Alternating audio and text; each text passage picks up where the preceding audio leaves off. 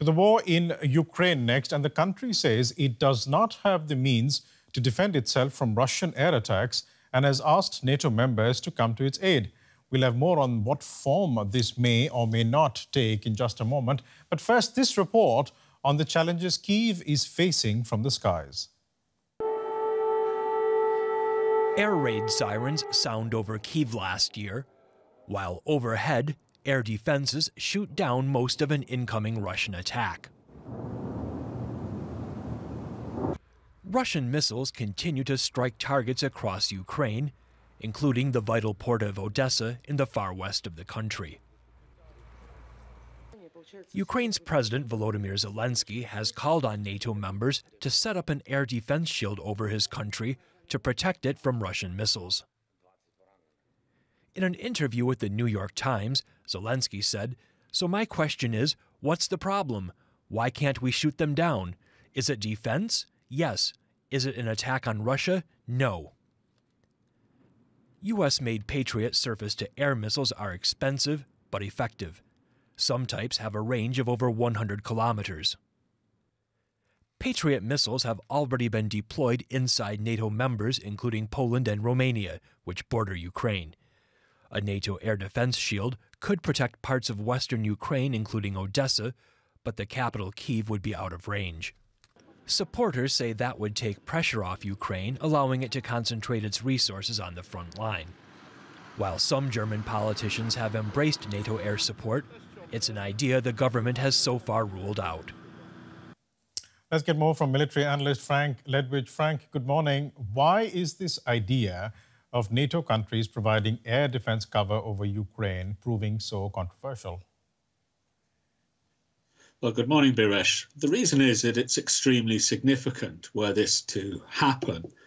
Throughout the 45 years or so of the Cold War, our leaders, who were then experienced and highly competent, made every effort to avoid Western troops, NATO troops, US troops of whatever kind, coming into open conflict with Russian or Soviet military assets or indeed soldiers.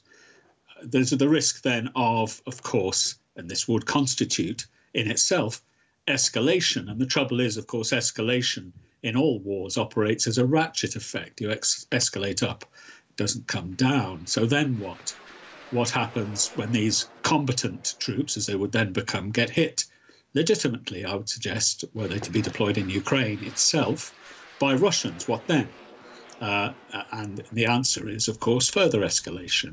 So there's a real danger in this. And, of course, the implications are that the US eventually will be drawn into this. I suspect they will be reluctant to do that, but we will see. But in more than 2 years of war, we have crossed the point of escalation many times, haven't we? There have been warnings of escalation from Russia, for example. There have been nuclear threats, for example, and nothing much has come to pass on that. Are we not entering a new phase in the war in which creative ideas are required for the next steps? Well, yes, to put it mildly. And of course, what we have now and did not have in 2022 is a real prospect of Ukrainian defeat. Every effort we've made in the past has largely failed, including sanctions.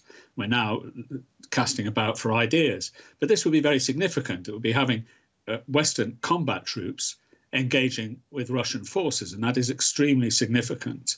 And by the way, we talk a lot of nuclear. Look, there are all kinds of steps between this kind of action and nuclear, and there are options available on both sides. But the fact that we're talking about options available on both sides in a situation, by the way, where Russia has what's called escalation dominance is really disturbing, and people should think very carefully before taking steps like this. There is also debate about allowing Ukraine to strike targets inside Russia using Western weapon systems, and French President Emmanuel Macron has been saying that Ukraine should be allowed to, quote, neutralize bases in Russia from where strikes are launched. That sounds like a reasonable argument, doesn't it?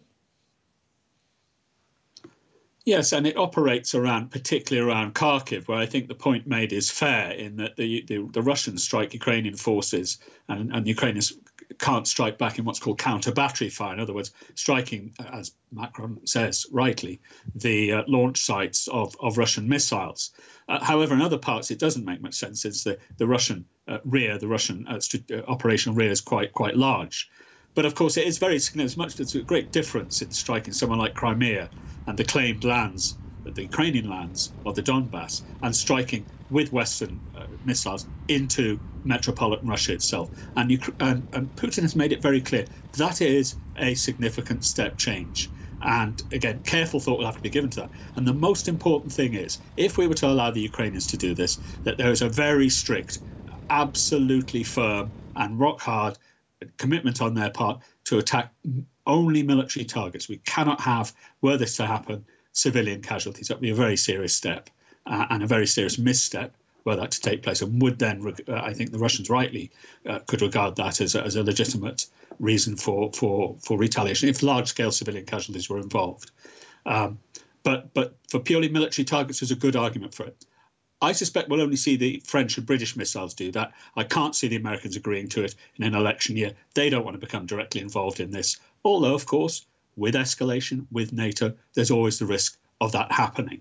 I don't think we're going to see US missiles achieving this. And then there's another problem, by the way, and that's stocks. The French and the British don't have deep stocks.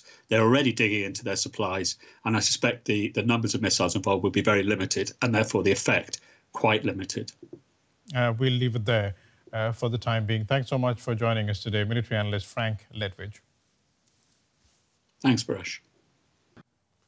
Defence expert Nico Langer once served as Chief of Staff in Germany's Defence Ministry. He's now a Senior Fellow at the Munich Security Conference. Welcome to DW. What do you think of the Ukrainian President's request that NATO shoot down Russian missiles in flight over Ukraine? Yeah, NATO should have decided this by themselves already. It's perfectly legitimate under international law.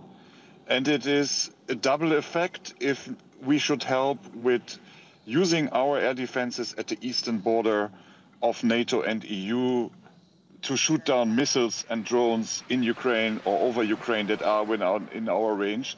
It will create a zone of safety, but it will also give Ukraine the possibility to move their air defense assets further to the east, to Kyiv, to Dnipro, to the front line, where they are badly needed. I think it should be done. OK. NATO's consistent argument has been that direct confrontation between NATO and Russian forces would constitute an escalation that NATO does not want. So how is NATO countries attacking Russian missiles not a direct confrontation? I'm not sure if that is a NATO argument, because Jens Stoltenberg, I think, was very clear that it's the decision of member states. And some member states, they seem to be ready to do this. Some others are making the argument that there might be an escalatory risk. I would have maybe believed in that argument 2 years ago, but now that cruise missiles have already been flown in the headquarters of the Black Sea Fleet in Sevastopol, and Russia did not react on this, other action has been taken militarily, including sinking of very important Russian warships. I think the escalatory risk is extremely low. It's just a question of political will to do this. And under international law, you are not becoming a party of the war if you are just helping to defend a country that is under aggression. We have seen this with the collective defense for the against the air attacks against Israel. Similar things could be done for Ukraine. This war isn't going so well for Ukraine. They're outgunned and outmanned, and their allies are slow and often reluctant. Could it be argued that President Zelenski is actually trying to edge NATO into a confrontation with Russia? I don't think so. The Ukrainians, including President Zelensky, have been consistently saying, give us the tools and we will stop the Russians. We are too slow and too reluctant to give the Ukrainians the tools, and by not giving Ukrainians the tools to stop the Russians, we are actually increasing the risk that we will have to fight the Russians by ourselves in a certain amount of time. So no, I don't think that Zelensky is trying to drag NATO into this, but he is showing that international law permits more possibilities to the partners of Ukraine than they are actually using right now, and I think he is right in making that point. You're on your way to Prague, where NATO foreign ministers are due to meet to discuss coordinating military aid to Ukraine. What are you expecting to come out of these talks? Well, I hope that there will be a clear message on lifting the restrictions on the use of weapons that have been delivered by partners. The situation near Kyiv and near Sumy, the border regions with Russia, make clear you need to use Western-delivered weapons and ammunition to fire against Russians on the other side of the border. So that could be, I think, one result. Some countries are, I think, willing to move forward on that. All right, well, it looks like that we've just about gotten beaten by the technology. So let's leave it there, Nico.